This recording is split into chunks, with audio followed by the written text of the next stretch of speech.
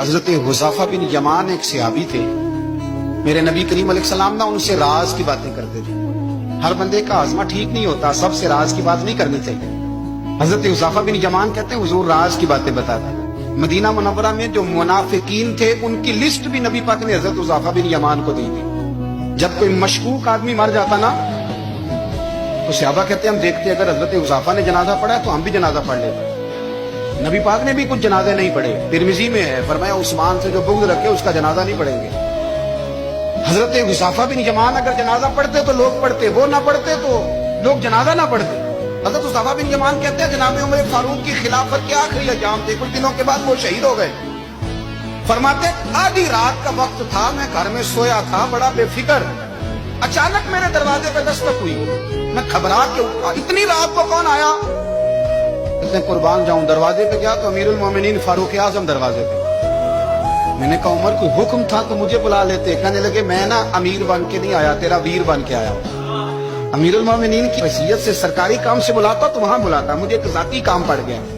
کہتے میں نے عمر کو گھر کی اندر بلا کے چارپائی پہ بٹھایا، میں نے کہا حضور میں غریب آدمی، میں کیا آپ کے کام آ سکتا ہوں؟ تو کہتے ہیں انہوں نے نا مجھے ساتھ بٹھا لیا، پھر میرا ہاتھ پکڑ لیا، کہنے لگے تو عمر کو جانتا ہے؟ عمر جھوٹ نہیں بولتا، تو جانتا ہے عمر وعدوں کا پکا ہے؟ کہا حضور جانتا ہوں، اس وقت آیا ہوں جب دیکھ بھی کوئی نہیں رہا۔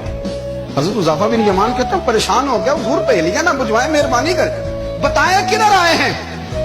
حضرت عمر فاروق فرمانے لگے 62 سال کا ہو گیا ہوں، 63 میں چل رہا ہے، داڑھی سفید ہو گئی ہے، بل پک گیا، اٹھ فریدا ستیا، داڑھی آ گئی دور، اگا نیڑے آ گئی، پیچھا رہ گئی دور، اب قبر اشر کا معاملہ صاف نظر آنے لگا ہے۔ کہا حضور مجھ سے کیا چاہتے ہیں؟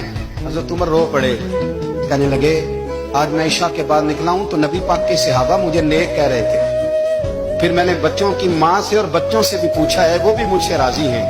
اور حذیفہ تیرے ساتھ نبی پاک راز کی باتیں کرتے تھے، سچ بتا کہیں عمر کا نام منافقوں میں شامل تو نہیں؟ سچ بتا ان منافقین میں تو شامل نہیں، کہیں اوپر سے تو نہیں سارا کچھ؟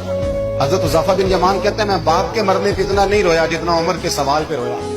میں قدموں میں بیٹھ گیا، میں نے کہا نہیں عمر یہ تو میں نے نہیں سنا، لیکن یہ میں نے نبی پاک سے ضرور سنا ہے کہ میرے بعد اگر کوئی نبی ہوتا تو عمر ابن خطاب ہوتا۔